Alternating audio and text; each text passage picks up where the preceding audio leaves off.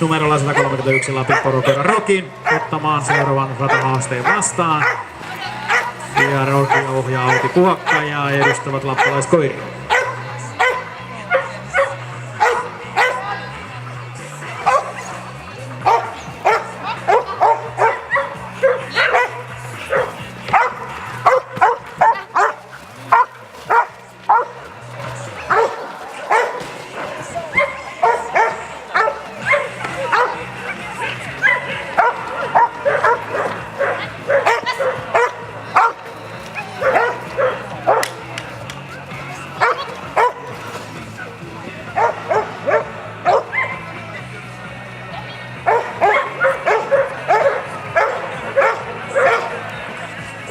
Ja näin siitä Roki avaa loppusuoraan ja hienon radan suoritus aivan kerta kaikkiaan.